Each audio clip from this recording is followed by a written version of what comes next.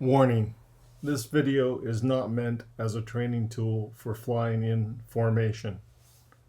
Pilots wishing to learn to fly formation should seek professional advice. Welcome to Ian McLean Above and Beyond. Today we're going to discuss Formation 101. We'll start off with the building block approach, just like the Snowbirds do in their training.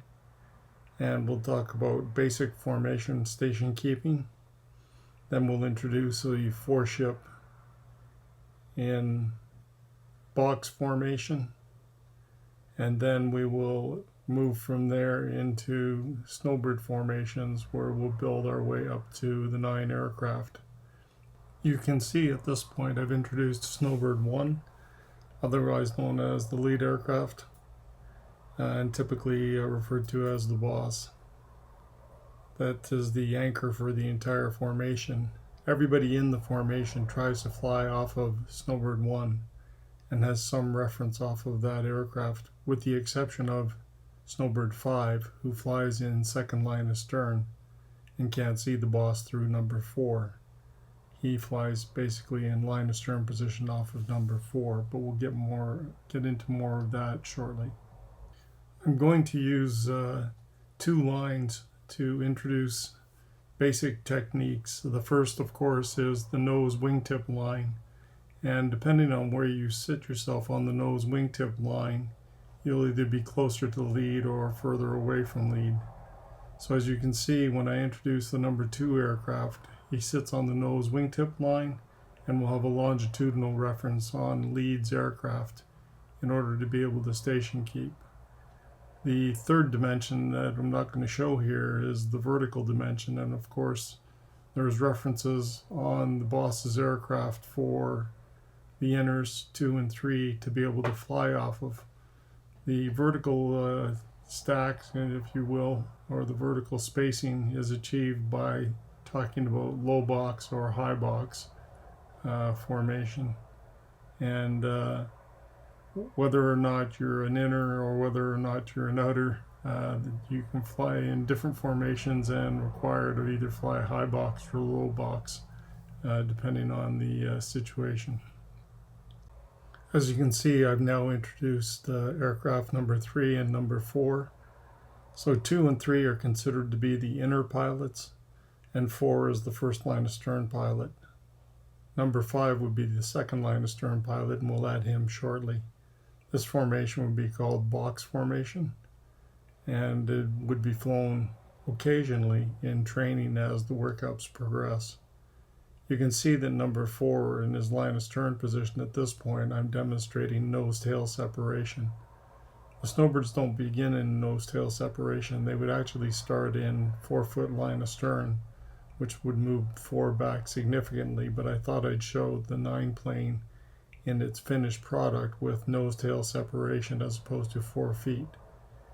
The line astern pilots have references on the aircraft that they're following in order to establish whether or not they are truly at nose-tail separation or at 4 feet of separation.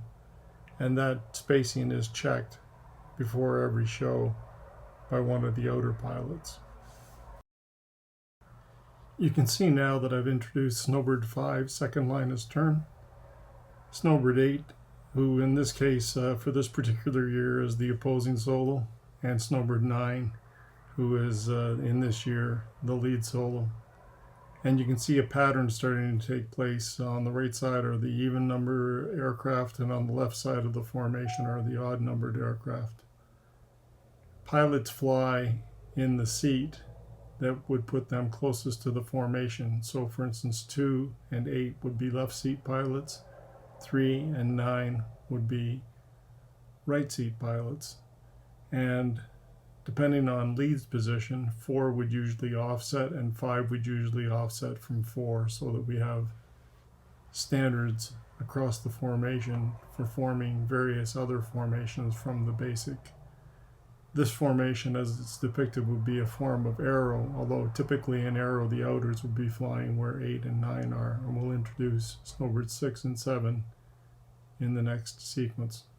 Last but not least come the outer pilots, Snowbird 6 and Snowbird 7. Snowbird 6 flies outer right wing, and Snowbird 7 flies outer left wing. You can see where they plug into the main formation in Big Diamond. They fly line astern on 2 and 3, respectively, and they fly echelon on 4.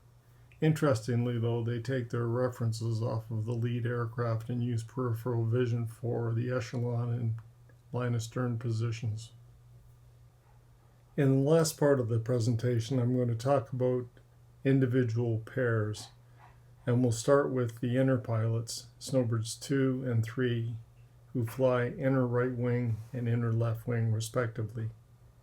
Snowbirds 2 and 3 fly in a high box position, which means they're basically level with the lead aircraft, and they do that so that they don't impinge on the airspace above 6 and 7.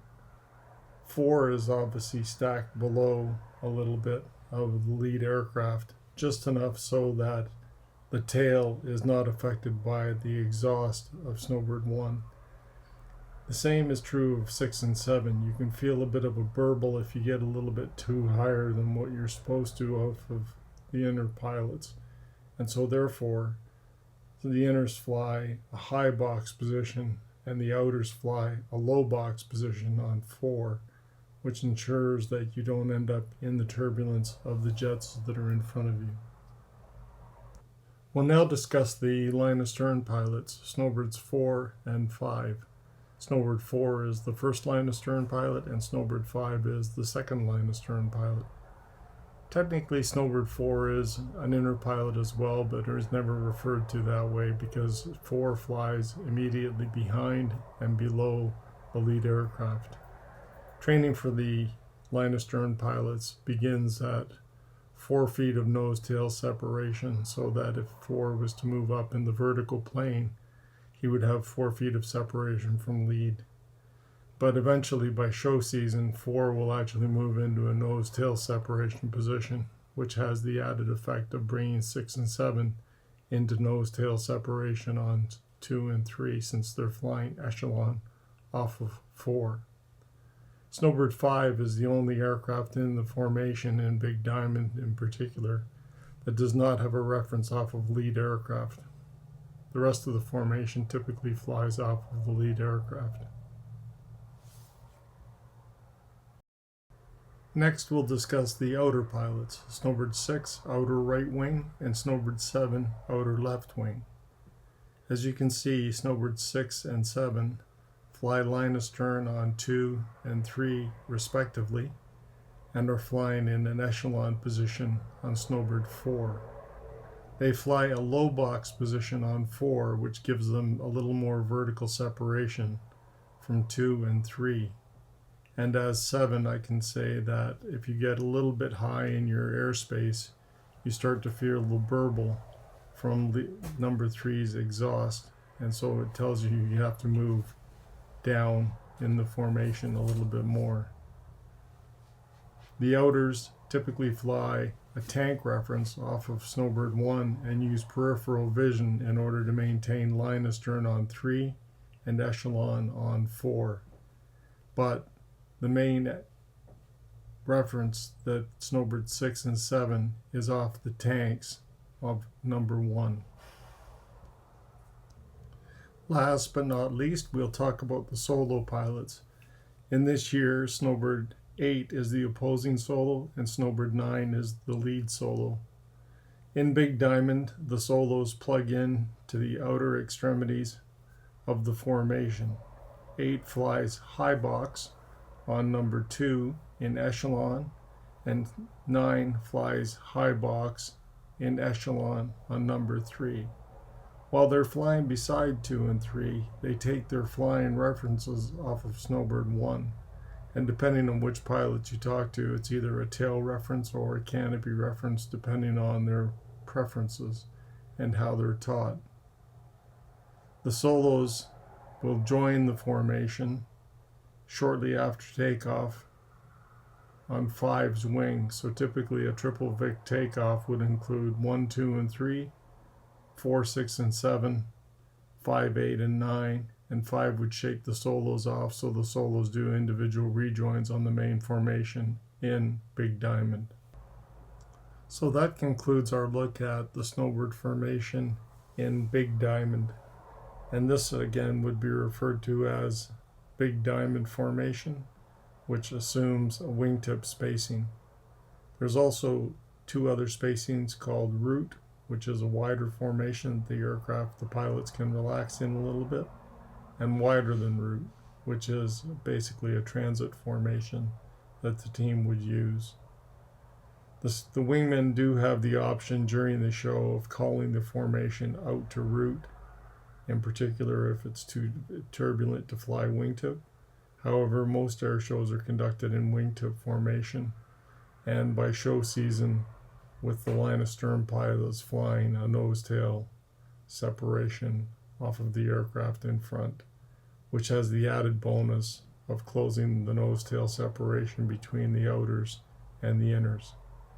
I do hope you've enjoyed the video, learning a little bit more about the main Snowbird formation, and depending on the comments and the likes, I perhaps will do some more videos showing different Snowbird formations and which pilots are moving into which positions.